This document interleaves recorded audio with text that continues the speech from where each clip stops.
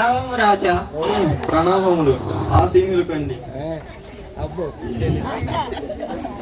మంత్రి గారు, ప్రభు, ఎలా ఉన్నది మన రాజ్యం? మీరుండగా రాజ్యంలో అన్ని సమృద్ధిగా ఉన్నాయి మహారాజా.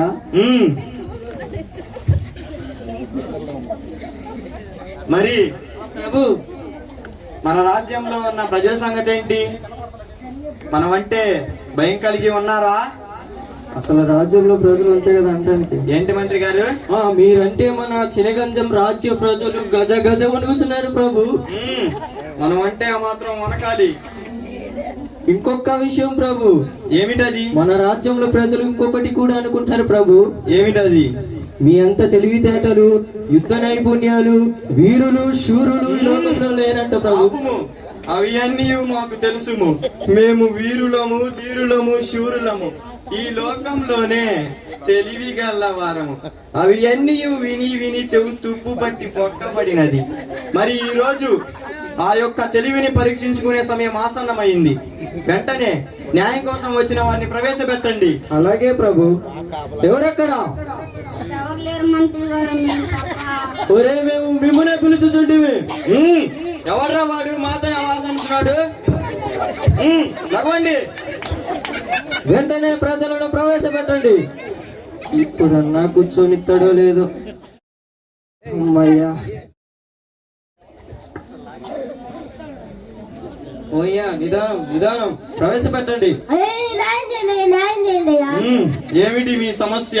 అయ్యా, మా నాన్నగారు నాకు మా సహోదరుడికి 2 ఎకరాల స్థలం ఇచ్చి చనిపోయాడయ్యా. ఆ స్థలాన్ని నేను మా సహోదరుడు 2 భాగాలుగా పంచుకొని ఆ భాగాలు ఇల్లు కట్టుకున్నాయ్యా. ఆపురా సోది, సమస్య ఏంటో చెప్పు.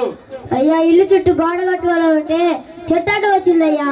అది నా స్థలంలో ఉందయ్యా. అది నాది అయ్యా. మా సహోదరుడు నాది అన్నాడయ్యా. వెంటనే వీని సహోదరుని ప్రవేశపెట్టండి. మహారాజా, ఏమిటి సమస్య? రాజు మా తండ్రి 2 ఎకరాల స్థలం ఇచ్చారు ప్రభు. మళ్ళీ వీడు ఆ సోదే చెప్పుతున్నాడు. అరే సుంట, సమస్య ఏంటో చెప్పురా. ఆ చెట్టు నా స్థలం ఉంది ప్రభు. నాడి ప్రభు, నా డక్కాలి ప్రభు. ఇది చాలా కఠినమైన పరీక్ష. దీనికి మాలాంటి తెలివి గల వారే న్యాయం చేయగలరు. నీకు చెట్టే కావాలి. అవును రాజా. నీకు చెట్టే కావాలి. ఇద్దరికి చెట్టే కావాలి. మంత్రి గారు, ప్రభు, వీరి స్థలం ఎక్కడున్నది? మన కోట ప్రక్కనే ప్రభు. ఇదే నా తీర్పు. వెంటనే వీరింటిని ధ్వంసం చేసి వీరింటిలో ఉన్న సామాన్య చెట్టు కింద పడేసి వాళ్ళ స్థలాన్ని మన రాజ్యంలో కలిపేయండి. రేపటి నుంచి వీళ్ళు ఆ చెట్టు కింద నివాసం ఉంటారు. ఉన్నది పోయింది, ఉంచుకున్నది కూడా పోయింది. మంత్రి గారు, ఎలా ఉన్నది మన తీర్పు? మామూలుగా లేదు తీర్పు ప్రభు. మరొకరిని ప్రవేశపెట్టండి. ఏమిటి సమస్య? పోయి నిద్రపోతూ వెంటనే వీడిని తీసుకెళ్లి మన కోట పైన కట్టేయండి. అప్పుడు బాగా వస్తుంది నిద్ర. ఇంతటితో ఆపివేయండి. మంత్రి గారు, ప్రభు, నాకు ఒక కోరిక కలుగుతున్నది. ఏమిటి ప్రభు అది? మన రాజ్యంలో ఉన్న ఒక బుద్ధిహీనుడిని చూడాలని ఉంది. బుద్ధిహీనుడే కదా, అది ఎంతసేపు ప్రభు? రాజ్యం మొత్తం వెతికి ఇట్టే తీసుకొని వస్తా. బయలుదేరండి. ఓయ్యా ఓయ్యా, ఆగండి ఆగండి. మంత్రినయ్యా. రాజ్యానికి మంత్రి గారు ఉన్నాడా? ఉన్నానయ్యా, మంత్రినే. ఇదిగో కాంట్రాక్ట్లా, ఇదిగో చినగంజ రాజ్య మంత్రి. ఏంది విషయం? ఏంది కొట్టుకుంటున్నారు? వారండి ఏం కోరుకుంటా అన్నాడండి, మేకను కోరుకుంటా అన్నాడండి, పుల్లి కోరుకుంటా అన్నాడండి. ఎందుకంటే నా మేక మీద అయ్యా అయ్యా ఆగలే. అబ్బో, వీళ్ళ దగ్గర మేక లేదు, పులి లేదు, అయినా కొట్టుకొనుచున్నారు. సరే, రాజుగారి దగ్గరికి వస్తారా? రాజుగారు మీ గొడవని పరిష్కరిస్తారు, రండి.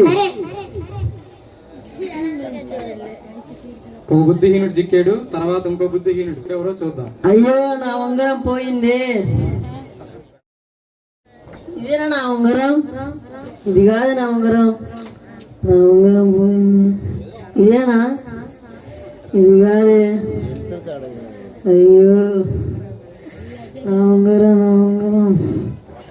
ఓయ్యా ఏం వెతుకుతున్నావు? ఎవరయ్యా నువ్వు? మంత్రినయ్యా. మన రాజ్యంలో రాజుల మంత్రి కూడా ఉన్నారా?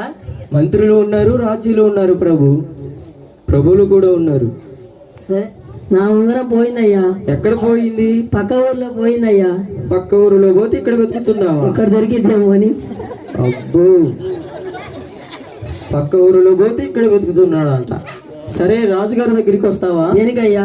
రాజుగారు మీ ఉంగరాన్ని వెతికి పెట్టిస్తారు. రాజుగారు నా ఉంగరం ఎతికి పెట్టేస్తారంటే నా ఉంగరం అంత విలువైందా? తర్వాత మూడో బుద్ధిహీనుడు.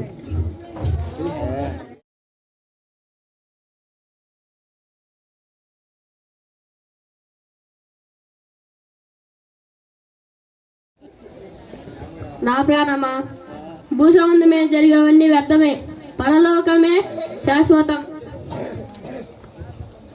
ఓయ్యా ఎవరితో మాట్లాడుతున్నావు? వందనాలయ్యా. వందనాలు. ఎవరితో మాట్లాడుతున్నావు? నా ఆత్మతో అయ్యా. ఏం మాట్లాడుతున్నావు? నీకెందుకు అయ్యా?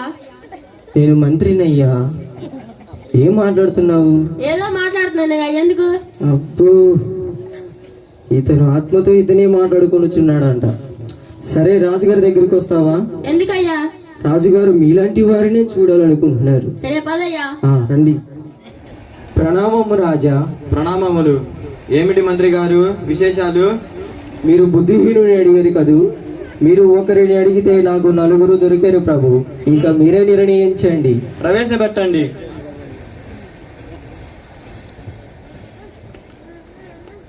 మహారాజా. ఏమిటి మంత్రి గారు? ప్రభు, వీళ్ళ దగ్గర మేక లేదు, పులి లేదు, అయినా కొట్టుకొనుచున్నారు ప్రభు. ఇది బహు హాస్యముగా ఉన్నది. వెళ్ళండి. తర్వాత బుద్ధిహీనుని ప్రవేశపెట్టండి.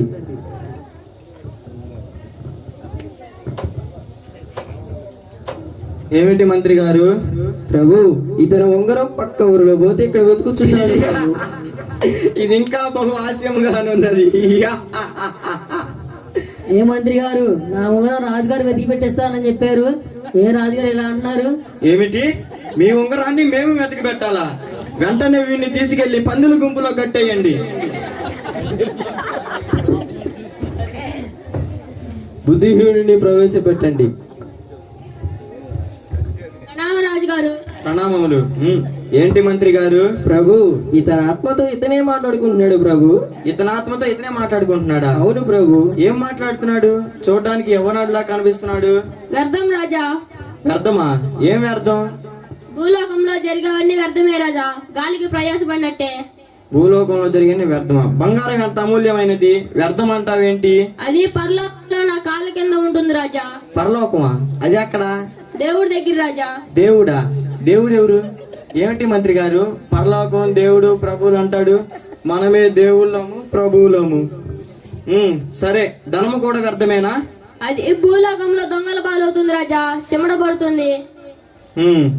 మంత్రి గారు, ప్రభు, మనం అనుకున్న బుద్ధిహీనుడు ఇతడే. అవును ప్రభు, వీడే మన రాజ్యంలో నెంబర్ 1 బుద్ధిహీనుడు. ఇట్రా అయ్యా, నీకు ఒక బహుమతి ఇస్తున్నాం. తప్పుడు కొట్టండి, క్లాప్స్ కొట్టండి. నెంబర్ 1 బుద్ధిహీనుడు.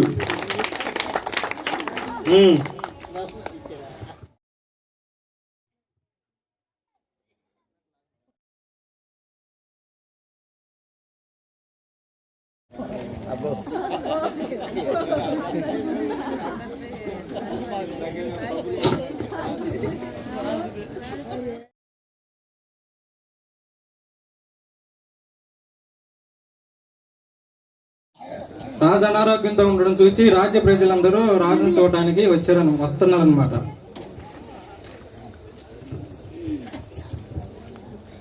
మా స్థలం నూకేసావుగా, నీకు ఎట్టగే ఉండాలే.